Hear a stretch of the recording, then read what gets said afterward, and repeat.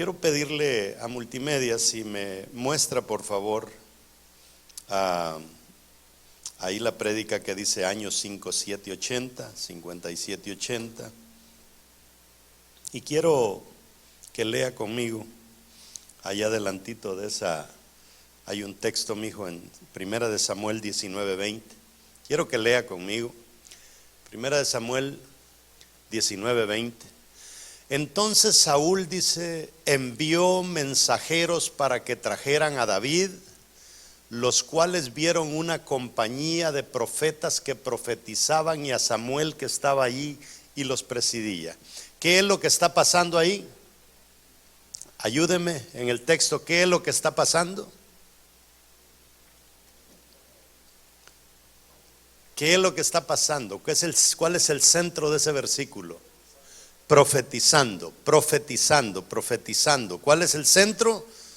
Profetizar.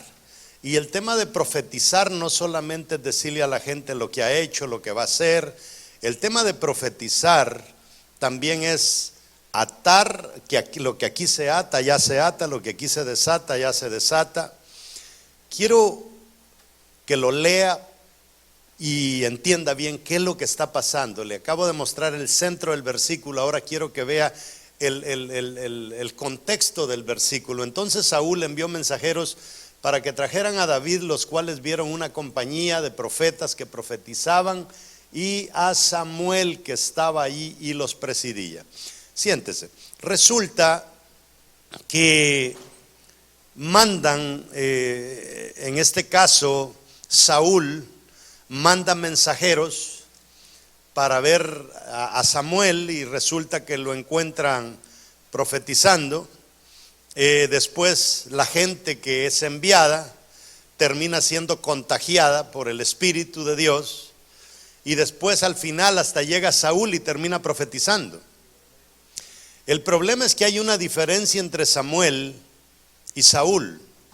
Nosotros sabemos de que Samuel es un hombre de Dios y Saúl es un hombre que anda muy desviado. ¿Qué cosa buena puede profetizar un hombre que no ande bien con Dios? Lo más seguro es que va a profetizar mal. ¿Por qué quiero comenzar mi participación con esto? Quiero que se vaya, llévame al principio, Multimedia. Cuando le preguntaba a una persona acá cuándo inauguraron la parte de atrás, y me decía que fue el 27 de septiembre.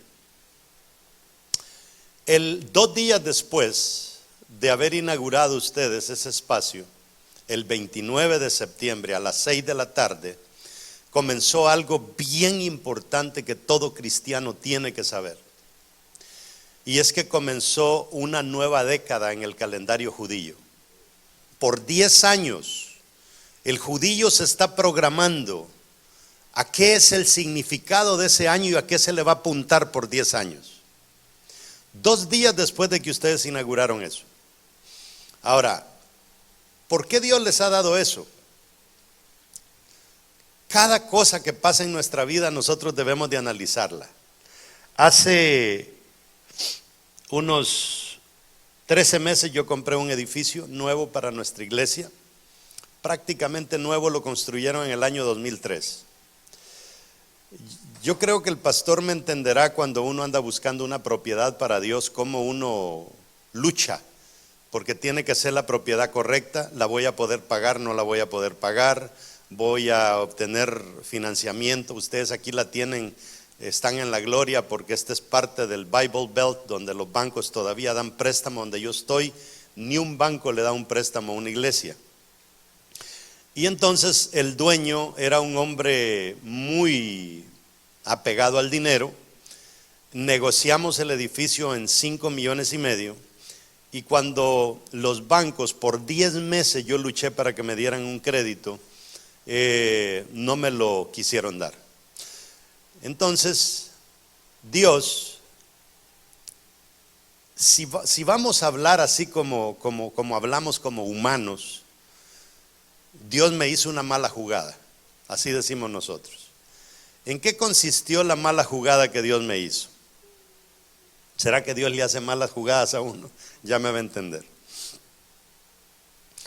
El hombre me llama y se fastidia conmigo y me insulta. Y cuando el hombre me insulta, me molesté, pero dije, quizá tiene razón, porque me esperó por 10 meses y no pude conseguir las finanzas.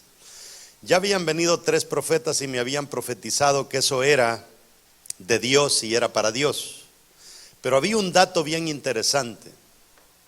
El edificio lo construyeron en el año 2003 y mi iglesia nació en el año 2003. El mismo año que construyeron ese edificio, nació Vida Real. Y entonces yo de una vez me agarré de eso y dije, ese edificio Dios lo construyó para nosotros. Y de ahí nadie me va a sacar. Entonces me recuerdo cuando el hombre me llama, me insulta, y dije yo, bueno, llegó ese momento que es como, yo llegué a ese momento que dije, bueno, ¿será que yo estoy siendo tan terco y esto no es de Dios? ¿O será que es de Dios, pero el diablo es tan terco que no quiere que lo compre? Y caí en esa situación y dije, bueno, no me queda otra que soltarlo, y si es de Dios va a volver, y si no es de Dios no vuelve. Resulta que cuando lo suelto, fue en un viernes, me cayó una llamada de un señor que me vendía 2 estaciones de radio, y yo le había dicho, por quitármelo de encima, le dije, mira, si tú aplicas para un translator, que es como una repetidora en FM, yo te las compro, pero usted sabe lo difícil que es conseguir una repetidora en FM. Y ese día me llama y me dice, quiero decirte que tengo la repetidora en FM. Y yo ya no tengo el edificio. Yo le había prestado a la iglesia $150,000 de mi dinero. Y dije, voy a agarrar los $150,000, me los pidió el de enganche. Y compré las 3 estaciones de radio. Y dije, se acabó el edificio, vamos a hacer radio. Porque uno tiene que ser apasionado por todo aquello que va a impactar el reino de Dios. Si usted va a ser payaso, hágalo bien para impactar el reino de Dios. Si usted va a hacer lo que haga, hágalo bien para impactar el reino de Dios. Aún si va a andar manejando Uber, hágalo para impactar el reino de Dios. Lyft, lo que sea, donde usted trabaje, hágalo para impactar el reino de Dios. Entonces, me vienen las 3 estaciones de radio, compro $1 millón. Y dije, bueno, vamos a sacar esta radio, está fácil, porque si nos íbamos a meter en 100,000, en $5.5 millones. El lunes me cayó una llamada y me dice el dueño del edificio, quiero verte mañana con tu abogado a las 11 de la mañana en el edificio. Y yo me llevé a mi abogado y fui, y me dijo, te voy a vender el edificio y yo te voy a dar el financiamiento. Hermano, ¿qué hago ahora con la mala jugada que Dios me hizo? O sea, es que yo te voy a decir una cosa. Dios está tan serio en este negocio de las almas, que si tú no tienes los pantalones para meterte a hacer algo grande por Él, Él te va a empujar para que lo hagas. Y sabe, y yo dije, Dios me metió en esto y Dios me va a sacar. Este edificio lo construyeron en el 2003, la iglesia nace en el 2003, vamos a hacer cosas maravillosas para nuestro Dios. El edificio en sí le caben 517 personas, pero dijimos, vamos a hacer 3 cultos. Hay más de 1,000 parqueos alrededor. Por parqueo no nos vamos a quejar, tenemos para años parqueo en ese edificio. Podemos llegar hasta 5 cultos, pero es una belleza el edificio, todo. Desde que usted pone un pie adentro hasta que llega al 4º piso, que es donde está el santuario principal. Entonces le dije yo, ¿y cuáles van a ser los intereses? Me dijo 7, no, le dije, mucho. ¿Cuánto quieres? 6, te lo voy a dar al 6. Ok, 6 ya es alto, pero te lo voy a dar para un año. No, un año no, dame por lo menos 2, te lo voy a dar para 2 años. Ok, me lo dio para 2 años. Entonces terminé comprando el edificio. Ahora el problema es cómo encuentro un bendito banco que me ayude. Y pastores, yo estoy trayendo esto porque yo ya dejé de creer en cosas pequeñas para Dios. Cuando yo me metí a servirle al Señor, yo le dije, Señor, hermano, yo andaba $250,000 en el baúl de mi carro, en cash, para comprar cosas. Me estaba yendo tan bien financieramente y tuve que dejar todo eso para hacerme pastor. Yo me ganaba, aparte de eso, dando clases en una universidad y otras cosas, me ganaba $1,500 a la semana. Y la iglesia me comienza a pagar $300 a la semana. O sea, yo llevaba todas las de perder. O sea, yo cuando le hablo del tema de finanzas, yo se lo recomiendo porque me ha funcionado. Me ha funcionado, darle a Dios es lo mejor que usted puede hacer. Entonces, le estoy contando esto porque en todo lo que nosotros nos metamos, tenemos que entender que Dios se va a mover en eso que estamos haciendo. Ustedes construyeron acá 2 días antes de que entrara la nueva década judía. Ahora quiero hablarle, bueno, para terminarlo, porque algunos dirán, no terminó de hablar. Bueno, terminé comprando el edificio, hermanos. Hace 1 mes y medio, un banco de Los Ángeles me lo refinanció al 5.5% para 7 años. Cuando ni un banco me lo iba a dar, y el hombre todas las semanas me llamaba para amenazarme. Ya tienes el dinero, ya tienes el banco, como diciéndome, a los 24 meses te lo quito. Y yo sabía que me lo iba a quitar y tenía todo para quitármelo. Pero hermano, cuando Dios te va a meter, cuando tú estás dispuesto a meterte por Dios en una situación, Dios está dispuesto a sacarte de cualquier situación.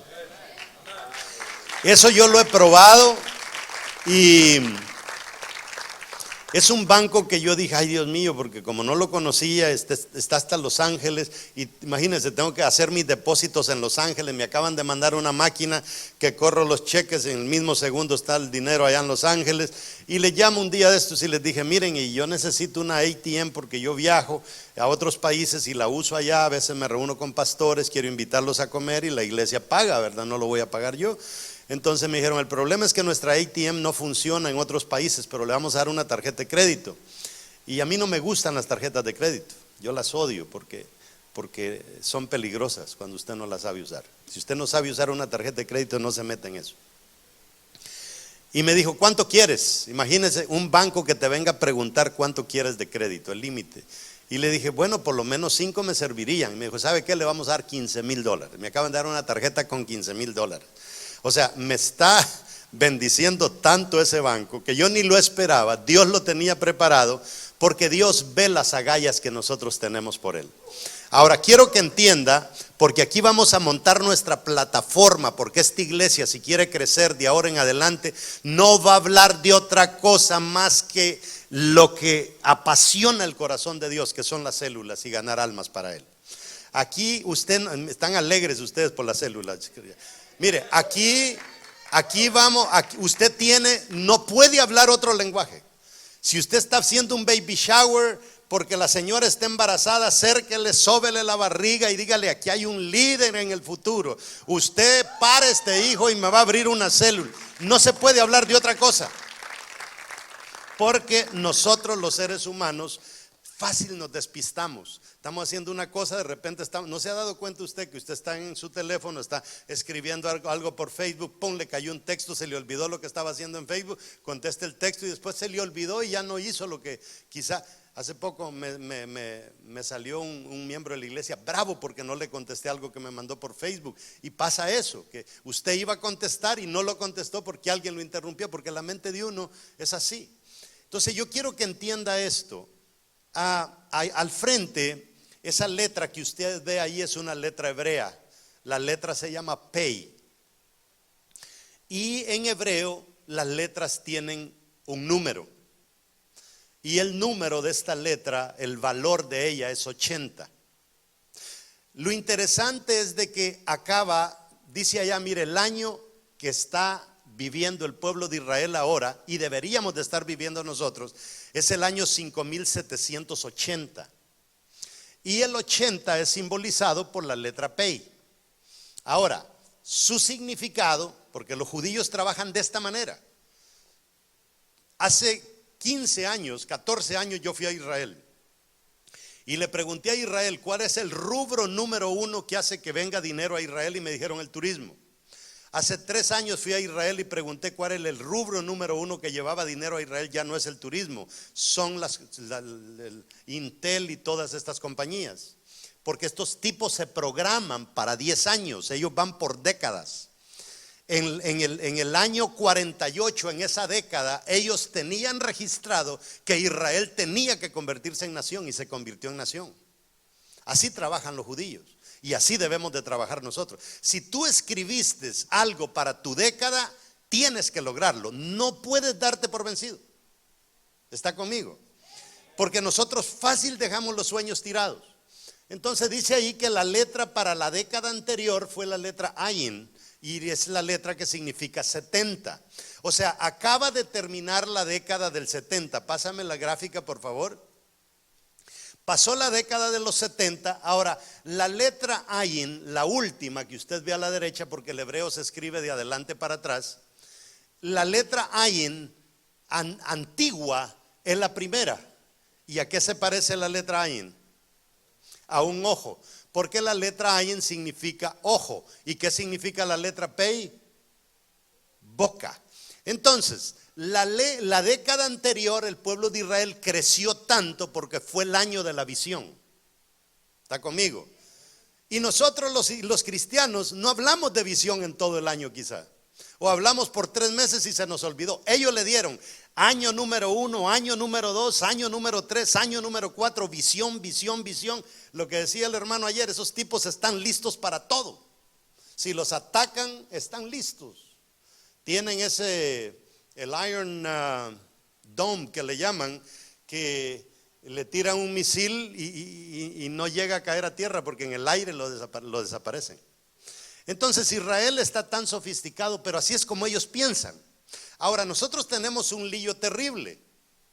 Aquí hay gente que venimos todos de Latinoamérica, y los mayas tuvieron un calendario, el calendario maya. Pero resulta que nacimos con el calendario gregoriano, y el calendario gregoriano fue ajustado en el año 1500 y pico, fue corregido por un papa que se llamó Gregorio. Y resulta que cuando le hizo todos los ajustes, resulta que cuando llega al año 0, al año cuando nace Jesús, ya por el ajuste que le hizo, ya Jesús no nació en el 0, sino que nació 3 años antes de que él naciera. O sea, nuestro calendario es un relajo. Entonces no es confiable. Y por años hemos escuchado que Cristo viene, y que Cristo viene, y que Cristo viene, y decimos es que va a ser en el 21, es que porque el 1, no va a venir Jesús en base a nuestro calendario. Porque toda la profecía y la escritura bíblica se dio en base a un calendario judío. Debemos de entender eso. 2 cosas bien importantes. 3 cosas bien importantes para que usted no se vaya a confundir. Toda la Biblia se escribió en base a un contexto agrícola ganadero. Por eso es que en Latinoamérica el campesino es el que mejor ha entendido el evangelio, porque trabaja con ganado y trabaja con granos. Si usted ve el Nuevo Testamento, todas las parábolas tienen que ver con el sembrador salió a sembrar, ¿verdad? Los 4 tipos de tierra, todo gira en torno a eso. Cuando viene y sale Jacob y llega a Egipto, le dice: si te pregunta Faraón cuál es tu oficio, dile somos ganaderos. Cuando Dios le da el sueño a Faraón, ¿sueño de qué le da? De espigas y de vacas, ganadería y agricultura. Esas cosas son bien importantes que usted las entienda cuando vaya a estudiar la palabra. La segunda cosa es que usted tiene que entender que la Biblia se dio en base a un calendario judío. ¿Y cuántos de ustedes honestamente sabían que estamos en el año 5780? Levántenme la mano. Quizá había unos 3 o 4. De lo contrario no sabíamos. Y esa es la esencia para nosotros operar en estos 10 años. ¿Está entendiendo? Ahora, termina la década de la visión, y ahora, como ya visionamos, ya entendimos la visión de Dios, y este es el año, la década profética, la década de la predicación. ¿Qué rayos vamos a predicar? ¿Qué vamos a profetizar? ¿Está conmigo? Es bien importante. No nos metamos a hacer otras cosas, metámonos a soltar palabra. La palabra es poderosa. Usted tiene que entender que las palabras son recipientes, y esos recipientes llamados palabras contienen ideas y contienen significado. ¿Me entiende?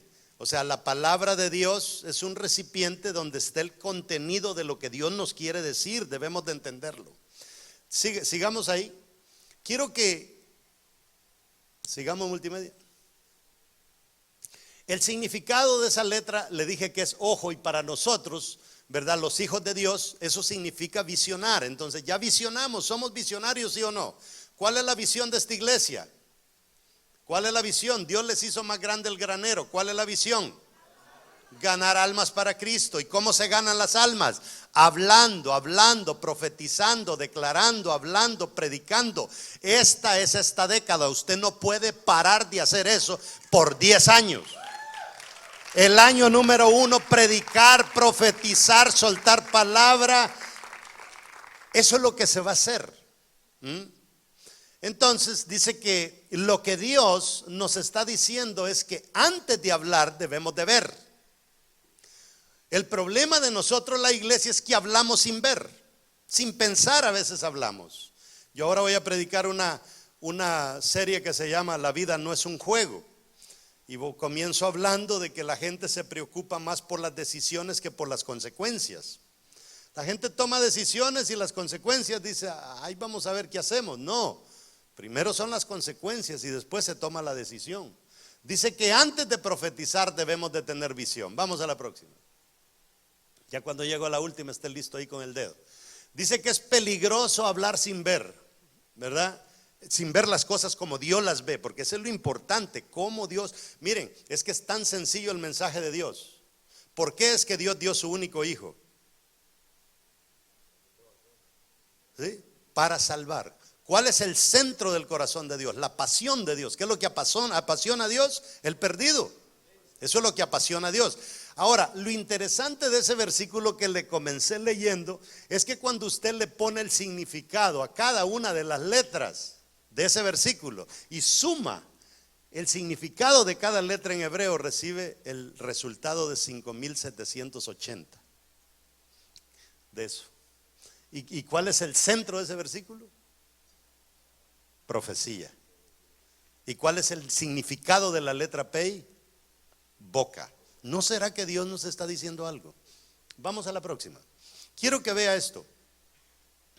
Si en hebreo tomamos el valor de las letras, cuando sumamos todo eso llegamos a 5,780. Pero es importante, dice, que tengamos el corazón y la visión de Dios para ver desde su perspectiva. Nosotros, mire, yo a veces oigo a gente que dice, es que así decidí hacerlo. Uno no puede hacer las cosas por puro capricho humano. Uno tiene que dejarse guiar a donde Dios me quiere llevar. No es que así me dio la gana de hacerlo. No es como te dio la gana de hacerlo. Tienes que buscar dirección de Dios. Este año que viene, si usted quiere, llámele igual, pero este año que viene es el primer, bueno, nosotros comenzamos en enero, desgraciadamente. Yo creo que a partir del año que viene, nuestro año de planificación va a comenzar en septiembre, ¿verdad? Para planificar el año entero. Y este año que viene, en enero, nuestro lema va a ser pasión por las almas. Este año fue enfoque y este año nos trajo grandes resultados solamente porque declaramos que no íbamos a hablar de otra cosa que enfocarnos en la visión de Dios. Y fue eso, enfocados. Necesitábamos dinero para comprar el edificio, pero enfocados en ganar almas. Mire, ese hombre cuando me dijo que me vendía el edificio, me dio 28 días para recaudar $1,100,000. ¿Sabe usted lo que es recoger $1,100,000 en 28 días? Hermano, yo lo único que me faltó hacer es vender marihuana e ir a asaltar un banco. Pero yo le digo, vaciamos todo, rompimos alcancías, todo, gente prestó, pero en 25 días nosotros teníamos $1.1 millón. Porque cuando tú quieres hacer cosas grandes para Dios, tú te las inventas. Vamos a la otra, hijo. Quiero que vea esto.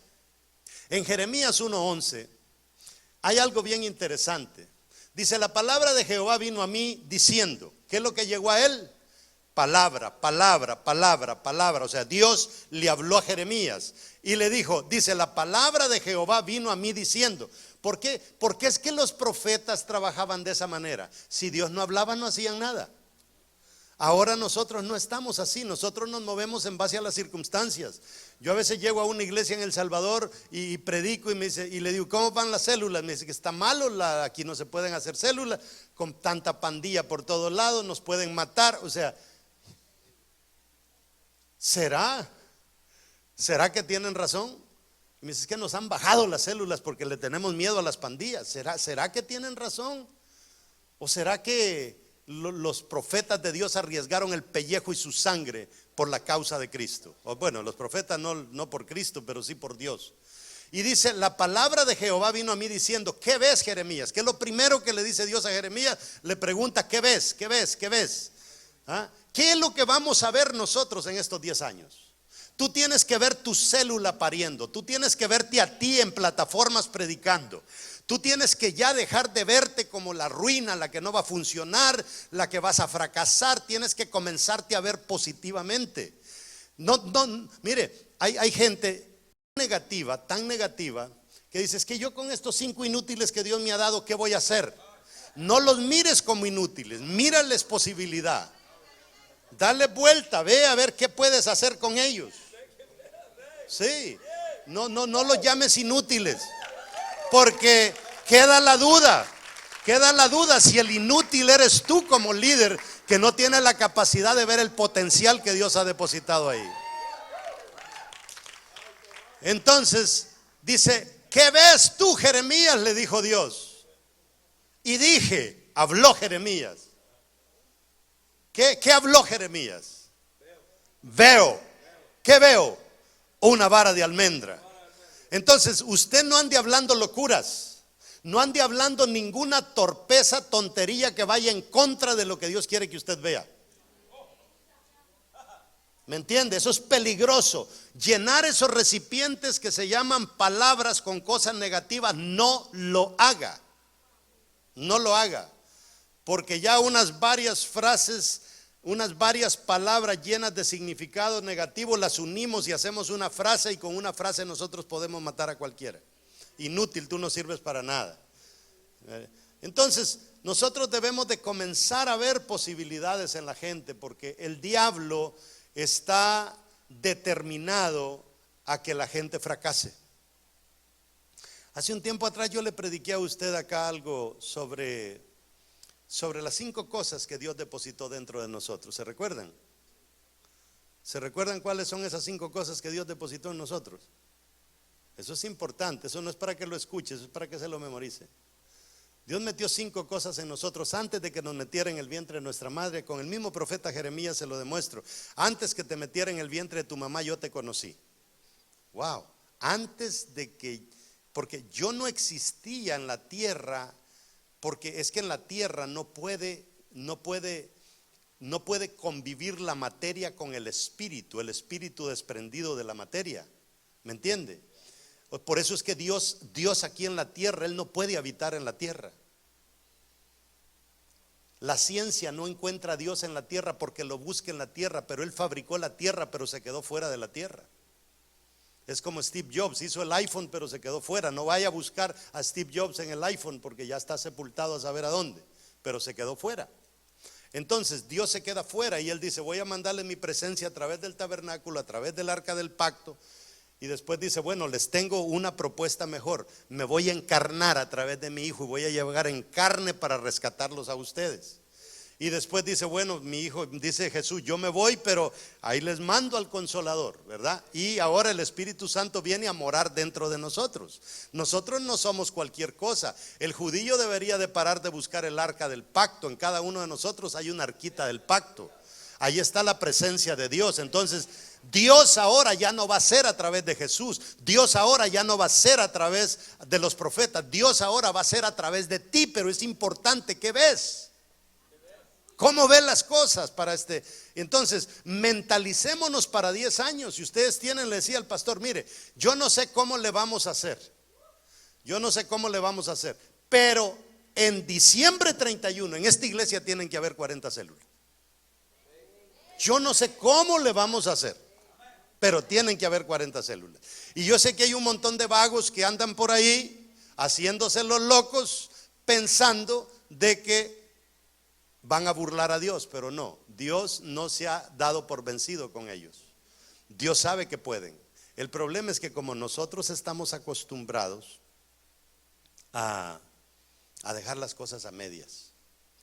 Decía una vez a Ricardo Montaner, y también se lo escuché al Puma, al venezolano que cantaba, a los dos decir: yo soy bueno para comenzar, pero soy malo para terminar. Una vez escuché a Lucía Méndez que dijo en una entrevista: yo llego, pero el problema es que no me sostengo cuando llego a un lugar. O sea, llego, triunfo, pero después le doy para atrás.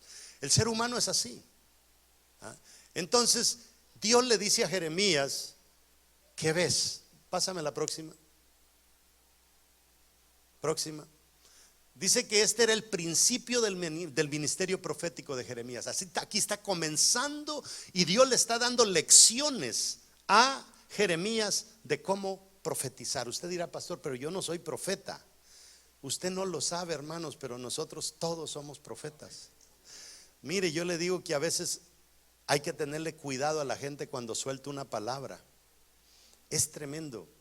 Fíjese, yo nunca me he denominado profeta, pero Dios me ha usado tanto en temas proféticos. Una vez yo llegué a una célula y me invitaron a predicar a la célula. Tuve a todos los de la célula tuvo como 14 personas. Comencé a predicar y comencé a hablar, y cuando llegó el llamado, una señora se tiró una carcajada enfrente. Yo sabía que esto no podía faltar. Ahora viene usted a pedirnos que nos unamos a su religión. Y mire, me entró una ira santa, y me levanté y me fui a la señora y le dije: de aquí a 3 meses me vas a llamar y me vas a pedir de favor que te haga el llamado, y no te lo voy a hacer, porque me vas a llamar porque te quieres entregar a Cristo. Y me fui y se me olvidó. De repente un día me cayó una llamada y era ella, y agarré la matemática y dije: ¿cuándo fue la célula? 3 meses. Llorando: pastor, ore por mí, ayúdeme. ¿Y qué le pasó? Mire, fíjese que yo fui al consulado del Salvador aquí en Boston, y resulta que yo le alteré las fechas de nacimiento a mis hijas. A la mayor le puse la fecha de la menor, y a la menor la de la mayor, porque la mayor ya es legal, pero la menor no es legal, y cambiándole las fechas la hacía menor a la mayor para hacerla también legal en el país, y el cónsul me detectó y ahora me acusa de robo de identidad y me va a meter presa. Y le dije: ay, vea cómo se las arregla. No me vaya a colgar, no me vaya a colgar, pastor, es que yo me quiero entregar a Cristo, pero es que yo no le estoy haciendo el llamado. No es que yo no necesito llamado, yo ya decidí. Y no solo decidí, tengo $2,000 para esa ven que están comprando ahorita en la iglesia, pastor, pero hágame la oración, por favor. Hermano, nuestra boca no es cualquier cosa. Nosotros verdaderamente, cuando somos unos locos trabajando para Dios y nos santificamos para Dios, usted se va a quedar sorprendido con las cosas que Dios va a comenzar a hacer a través de usted. Entonces, el ministerio de Jeremías comenzó viendo algo que Dios mostró. ¿Cómo debemos de comenzar nosotros? Viendo algo que Dios mostró. Por eso es peligroso cuando un líder viene a un pastor y le dice: pastor, no haga eso. ¿Y cómo es que le vienen a decir a uno que no haga eso si uno está hablando directamente Dios lo guía a uno? O sea, ya eso está decidido, porque Dios me lo habló. O sea, yo ya he orado con Dios, ya debatí con Dios, y después viene una persona a traerle una sugerencia. Es que yo creo que no lo debería de hacer, pero es peligroso, hermanos. Uno de pastor, Dios le viene con unas cosas locas y hay que hacerlas. Hay que hacerlas. Todo lo que Dios te trae para hacer, si tú no lo haces, se va a quedar sin hacer. Después de ver, Dios le pide que hable a Jeremías, y Jeremías habló. Entonces Dios también le advierte a Jeremías de los falsos profetas. Quiero que vaya a la próxima, porque esta década va a ser una. Si usted cree que lo que estamos leyendo en YouTube es basura y gente torpe que se pone a escribir tantas estupideces en Facebook, no ha visto nada. Esto se va a poner peor. Mire lo que dice: Jeremías 23, 21. No envié yo a aquellos profetas. ¿Qué dice?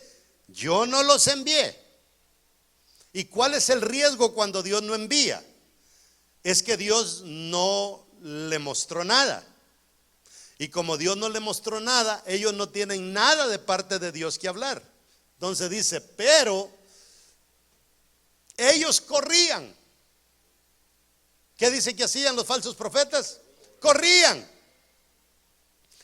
Hermanos, el mundo es más agresivo que nosotros. Mientras usted va renegando a hacer la célula, estos homosexuales corren para ver cómo pasan una bendita ley. Mire, en Boston nos pasaron una ley de los baños que ahora hay que tener baños para los dos sexos, pueden ir al mismo. Llegamos 300 evangélicos ¿cómo se llama? A la casa de gobierno, a la casa de Estado. 300, y eso estaba plagado también de homosexuales, pero creo que habíamos más cristianos. Pero había una diferencia entre los homosexuales. Los homosexuales estaban todos metidos en su teléfono, y entonces está en el chamber, ¿verdad? En la cámara, donde están todos, y ellos estaban en puntos estratégicos y viendo a ver qué es lo que comentaban los políticos y todo, y comentaban qué es lo que dijo, porque estaban viendo lo que los políticos estaban texteando. Se habían conectado con el Twitter de cada uno de los políticos, que fulano de tal acaba de tuitear que sí que no sé qué. Mire, pero fue una orquesta. Y el problema es que para las 2 de la tarde habíamos 20 evangélicos. Todos se habían ido. Allá estaban unos metidos en un Dunkin' Donuts, en Starbucks, en Burger King, en McDonald's, hablando basura, y los gays allí dándole. Ese día ellos pasaron esa ley. Porque ¿qué dice ahí? Pero ellos corrían. Yo no les hablé, pero ellos corrían. Hermano, ¿cómo puede ser que alguien al que Dios no le hable ande corriendo? Y nosotros, que Dios nos habla, no damos un bendito paso a su favor. Es aquella apatía, como que el pastor solo a mí me manda, solo a mí me manda. Es como el que dice, es que solo a mí me piden favores. ¿Sabes por qué solo a ti te piden favores? Porque tú tienes más que los demás. Y la palabra del Señor dice que Él es el que nos corona de favores. ¿Cuántos quieren ser coronados de favores? Ay, Dios. No debió haber dicho amén. ¿Sabe por qué? Porque para que Dios te corone de favores, van a estar viniendo a pedirte favores y pedirte favores y pedirte favores, y tú tienes que hacer favores y hacer favores. Y cada vez que hagas un favor es una corona, otra. No puedes decir, ¿y por qué solo a mí me piden? Pues eso es coronado de favores. Entonces, nosotros los cristianos realmente estamos bien al revés. Pero vamos a terminar, dice, mas ellos profetizaban. Imagine, corrían sin dirección de Dios, pero profetizaban los desgraciados esos. Sí, porque no tenían ni una gracia. Y dice el 22, pero si ellos hubieran estado en mi secreto, mire lo que dice. Pero si ellos mire, los falsos profetas, si ellos hubieran estado en mi secreto, habrían hecho oír mis palabras a mi pueblo. ¿Qué es lo que quiere Dios? Que el pueblo oiga su palabra, que el pueblo oiga su palabra, que el pueblo oiga su palabra. 10 años Dios dice, tenemos toda una década, por favor, di la palabra, suelta la palabra, háblale a la gente y la gente va a responder. Dice, pero si ellos hubieran estado en mi secreto, habrían hecho oír mis palabras a mi pueblo. ¿Y qué dice? Yo, dice Dios, dice, y lo habrían hecho volver de su mal camino. ¿Cuál es la razón por la que debemos de estar predicando esta década? Y yo sé que después Dios nos va a mandar a lo mismo. ¿Cuál es la razón? Que la gente se vuelva de sus caminos. Que la gente se vuelva de sus caminos. Que la gente se vuelva de sus caminos. A veces uno va por la calle y ve 2 homosexuales agarrados de la mano, coqueteando, y uno dice, Dios los va a partir, un rayo los va a partir. Están extraviados. Hay que ayudarlos. Puede ser tu hijo. Puede ser tu hermano, puede ser un primo tuyo. No los veamos así, por eso es que no tenemos éxito con ellos. Y dice, y lo habrían hecho volver de su mal camino y de la maldad de sus obras. ¿Qué es lo que hubiera hecho la diferencia? Si hubieran, ¿qué dice? Estado en mi secreto. Ahora, esa es la receta que Dios da para nosotros andar predicando la palabra correcta. ¿Cuál es la receta? Estar en su secreto, estar en su secreto. ¿Cuántos líderes de las células están en su secreto? Con Dios. Hay un salmo que dice la comunión íntima de Jehová es con los que le temen, y a ellos hace conocer su pacto. La comunión íntima con Dios, eso quiere decir conocer su secreto. ¿Cuál es la comunión íntima?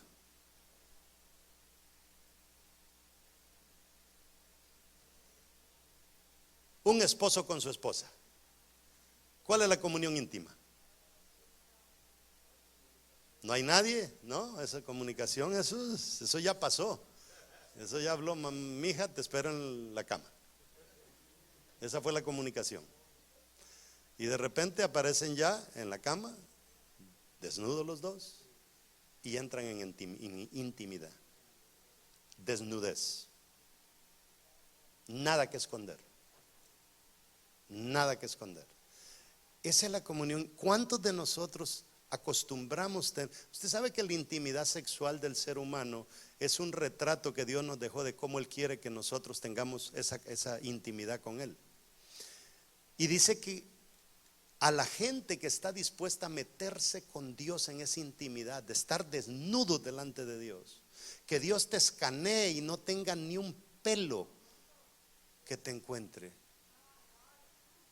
Y dice que a ellos hará conocer su pacto. Por eso a veces la gente escucha predicadores que vienen a hablar y dice, ¿por qué a mí no se me ocurrió lo que él vino a decir? Porque no te ha hecho conocer su pacto. ¿Por qué? Porque no te has metido a estar en intimidad con Él. Lo que este versículo nos enseña es que la visión profética le da una palabra al corazón de la gente. Eso es lo que dice. ¿Lo leyó?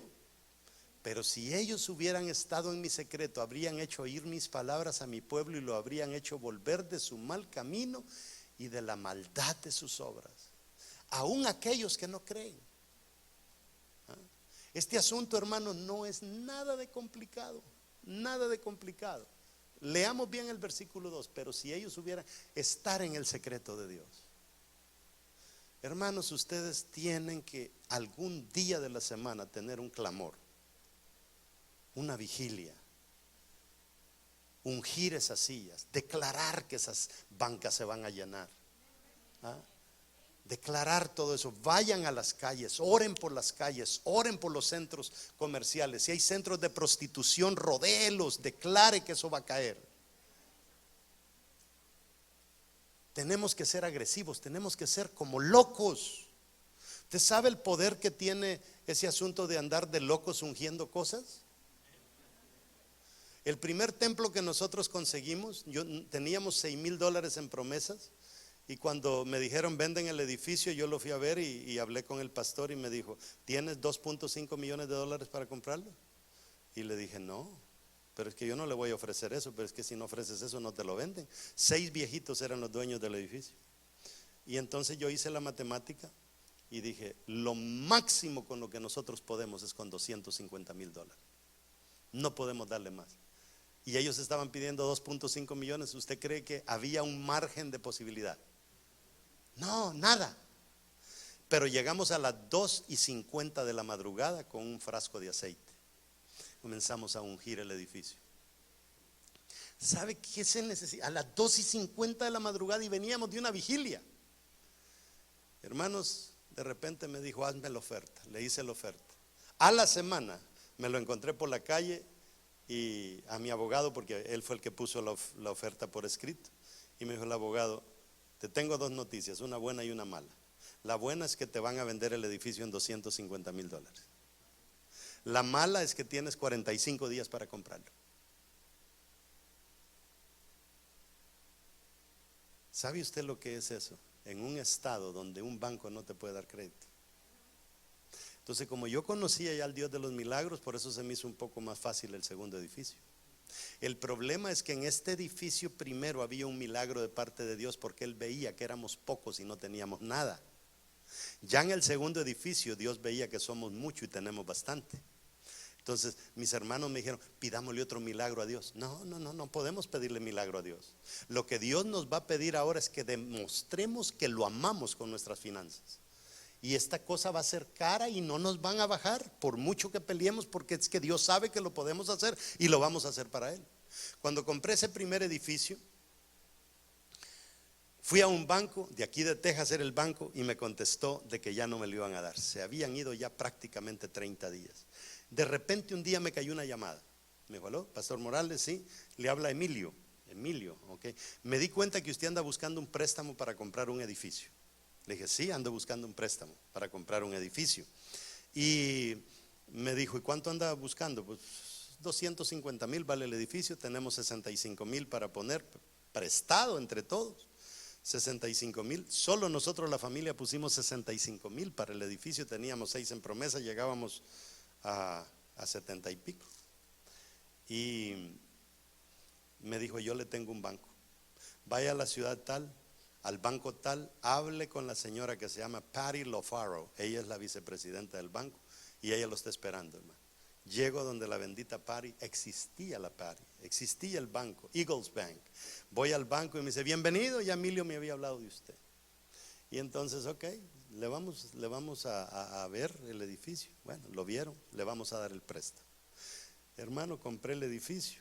Lo interesante vino cuando le llamo a Emilio y le digo, Emilio, ¿cuánto me vas a cobrar por esto? Y me dijo,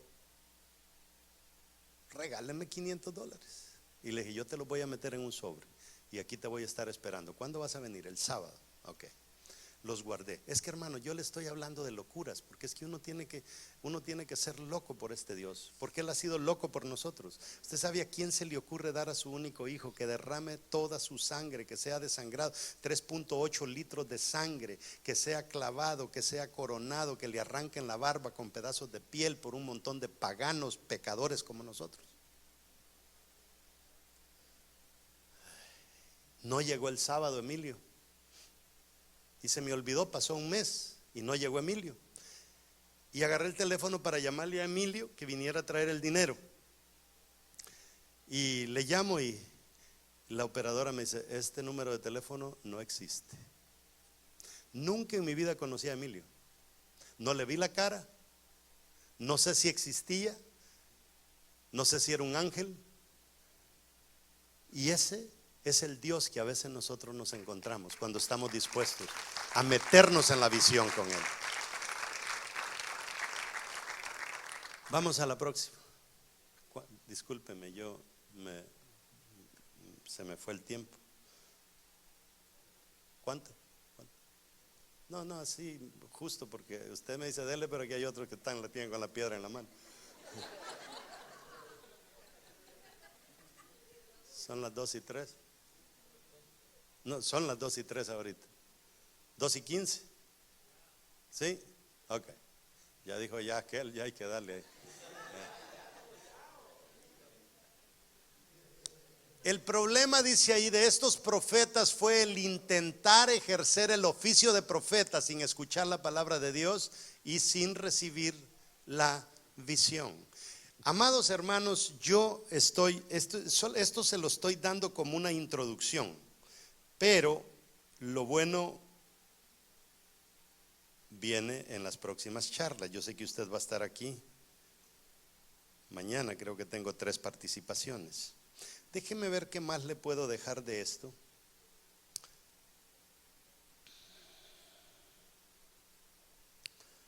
Quiero que te adelantes, mi hijo, y más adelante tenemos un versículo en Mateo 23:37.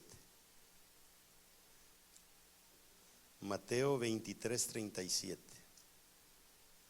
quiero que vea lo que dice ahí. Jerusalén, Jerusalén, que matas a los profetas y apedreas a los mensajeros que Dios te envía. ¿Cuántas veces quise juntar a tus hijos como la gallina junta sus pollitos bajo las alas, pero no quisiste? No venga llorando ustedes que es difícil. Ya me lo dijo Jesús, que ni el bendito pueblo de Israel hasta mataron a los profetas. Si te dan una cachetada y te tiran la puerta en la cara, ya no lo dijo Jesús. Nosotros debemos de llegar a una casa destinados al portazo, destinados a bienvenido, destinados a que nos den algo, destinados a que nos corran, a que nos echen la policía. Pero ya Jesús lo dijo. Es más, Jesús llega prácticamente como un derrotado a Jerusalén, prácticamente llorando por Jerusalén. Entonces lo interesante es que no podían ver el tiempo de su visitación. El pueblo allá afuera está más perdido que la iglesia. Si nosotros estamos esperando a Cristo en base a otro calendario, imagínense cómo estará la gente allá afuera. La gente allá afuera está perdida. Entonces no entendían qué estaba pasando porque no entendían los tiempos. Igual que nosotros no entendemos los tiempos. Vino Jesús, lo mataron. Yo le aseguro que es capaz que Jesús viene y la iglesia lo mata ahora, no el mundo, sino que la iglesia. Entonces es importante que nos demos cuenta que esta va a ser una tarea muy difícil. Y quiero culminar con este versículo en Isaías 55:11. Isaías 55:11. Y esta debe de ser una década donde la gente cambie la perspectiva del tiempo y de la vida a una perspectiva eterna. O sea, nosotros debemos de entender que Dios metió esas 5 cosas dentro de nosotros. ¿Han leído ese versículo ustedes que dice que hay eternidad en nosotros? O sea, nosotros no somos de la tierra. Nosotros somos eternos. Entienda eso, usted es eterno.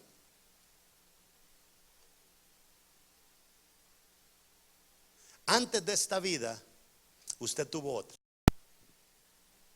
y no se recuerda de ella.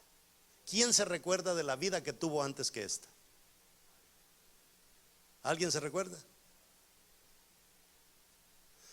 Esa vida duró 9 meses en el vientre de nuestra madre. Y ahí estuvimos chapaleando agua y éramos felices. El día que mamá comenzó a presionarnos y comenzamos a traer esas contracciones, que nacimos hasta con una bolita aquí de tanto pegar, porque tuvimos que dilatar esa cosa 10 centímetros. Y nosotros nacimos llorando. Lo primero que salió de nosotros fue un grito. Y nos agarraron de las patitas, nos colgaron y nos dieron una nalgada y nos sacaron los mocos que traíamos adentro y toda esa cosa, nos cortaron el cordón umbilical y ya de ahí nos comenzó a gustar aquí. Nos comenzó a gustar tanto que ahora nos dicen que un día este vientre llamado tierra nos va a comenzar a empujar y vamos a tener contracciones para ir a nacer a una eternidad, pero eso no lo creemos ni nos gusta. Pero eso va para todos, para cada uno de nosotros. Ahora yo le digo, vamos a suponer que todos los que estamos aquí estamos bien con Dios. Cuando nazcamos a la eternidad, vamos a nacer con Dios, pero ¿y toda la gente que se está perdiendo? Entonces nosotros nos enamoramos tanto de esta vida que pasamos aquí en la tierra, que dura 70, 80 años, y se nos olvida que nosotros somos eternos. Ahora, lo interesante, mire lo que dice Isaías: así será mi palabra que sale de mi boca, no volverá a mí vacía. Ya Dios nos está dando una promesa para estos 10 años, que vamos a predicar y vamos a profetizar y vamos a decir lo que Dios nos dice que digamos. Dice que la primer garantía que Dios nos da es que no va a regresar vacía. Suéltela, que tarde o temprano vienen personas que le dicen a uno: pastor, ¿usted se recuerda cuando me soltó aquella palabra? Se me cumplió. ¿Y qué se va a recordar uno? Sí, y uno dando palabra. ¿Se recuerda, pastor, cuando usted hizo la oración de fe por mí? y uno no se recuerda de nada. Pero hermano, cuando usted me soltó esa palabra que me dijo que en tanto tiempo yo iba a venir al Señor, y yo no me recuerdo de absolutamente nada, pero sucede. Ahora dice, sino que hará lo que yo quiero. ¿Cuál es el corazón de todo esto? Lo que Dios quiere, no es lo que yo quiero. Me va a gustar, ¿qué importa que no te guste? Lo importante es que a Él le guste. Yo estaba viendo un trozo de una serie hace un par de días y habla la princesa de un Khan de un imperio por ahí, y le dice la princesa a la novia del hijo, que es el príncipe: tú tienes que entender, le dice, que nosotros los reyes no nos casamos por amor, nos casamos por amor al reino. Imagínense, reyes terrenales estaban dispuestos a sacrificar la felicidad con tal de que el reino estuviera bien. ¿Estamos dispuestos a hacer eso nosotros? No, nosotros estamos dispuestos a meternos en una relación, aunque esa relación venga a destruir el ministerio que Dios te ha dado. Somos medio tercos. Dice, sino que hará lo que yo quiero y será prosperada en aquello para lo que la envié. Tú suelta la palabra. ¿Para qué le envió Dios? Es su asunto. A veces uno suelta unas palabras que uno dice, yo no sé ni por qué te lo digo a ti, pero por algo Dios me lo puso.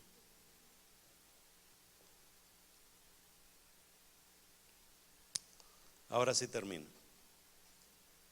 Éxodo 7, versos del 1 al 2. Jehová dijo a Moisés: mira, yo te he constituido Dios para Faraón, y tu hermano Aarón será tu profeta.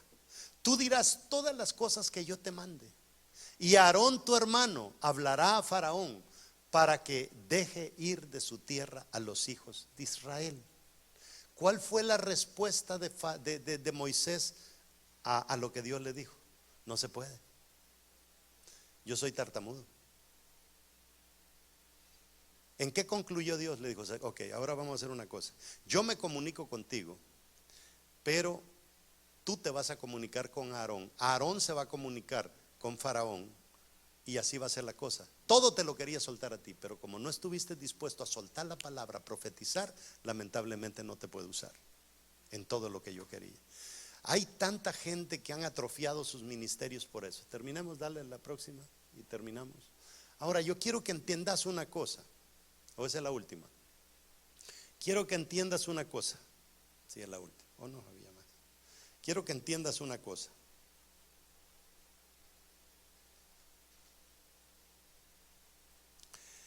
Dios metió 5 cosas en nosotros, y esto lo voy a ampliar. Después me quedan 3 minutos. Dios metió en ti, Jeremías 1:5: antes que te metiera en el vientre de tu madre, yo te conocí. Y antes que te metiera en el vientre de tu madre, yo ya te había hecho profeta. ¿Cuándo vino el propósito? ¿Cuando estaba en el vientre? ¿O antes? Antes. Entonces el propósito vino antes.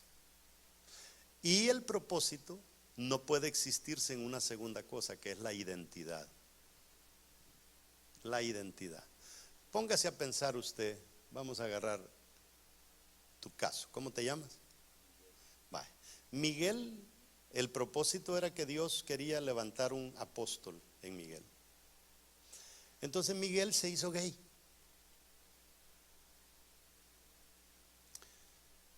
Y se mandó operar. Y se cambió el nombre. Y se puso Lulú.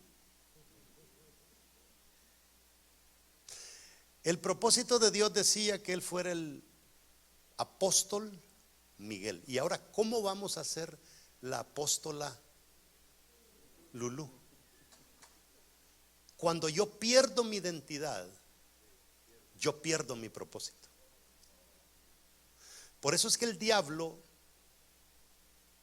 permitió o causó que nosotros, que nacimos en lugares de pobreza, con muchas dificultades, aprendiéramos a conformarnos con aquello que Dios no es lo que quiere para nosotros. Y el problema es que cuando tú determinaste ser quien eres, tú mataste al que Dios determinó que tú deberías de ser. Y te convertiste en lo mejorcito de ti, sin darle una opción a Dios de que hiciera lo mejor de ti. Entonces ya estás limitado. Y ahora comenzamos a atacar, imagínate. Ahora viene Miguel y comienza a atacar el apostolado. Yo en esa cosa no creo, eso es una basura, eso es torpeza, es una tontería. Ya sepultó encima de eso el llamado que Dios tenía para él.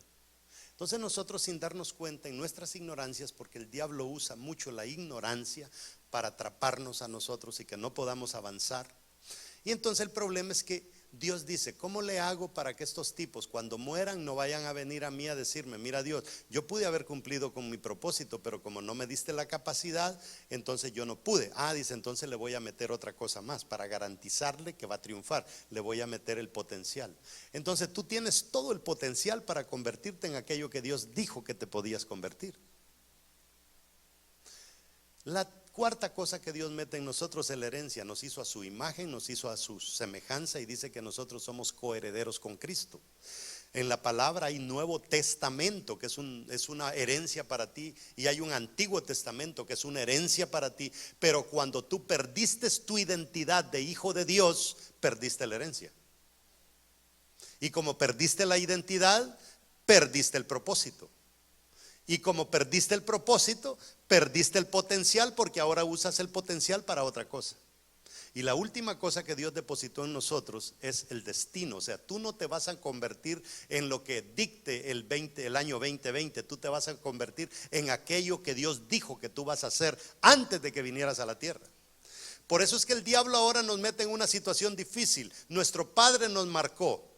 Y yo he llegado a la conclusión que mi papá simplemente fue un vehículo que Dios utilizó para meterme a mí en él, para que cuando él tuviera relaciones con mi mamá, él me metiera dentro de mi mamá, para que mi mamá me trajera, para ahora yo cumplir con el propósito de Dios. Pero mi papá fue simplemente un vehículo. Él me pudo haber torturado, me pudo haber golpeado, sí, fue un mal vehículo, pero el propósito de Dios debe de mantenerse, porque mi padre no es lo que importa, sino el Padre que me envió desde la eternidad.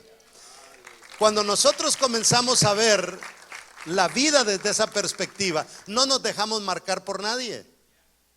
Que el tipo me violó y me dañó mi dignidad y que no sé qué, y que estoy a punto de perder hasta mi identidad porque me quiero hacer lesbiana porque me violó. No caigas en eso. Lo primero tienes que ver es el propósito de Dios, y el diablo va a hacer hasta lo imposible por robarte esa identidad.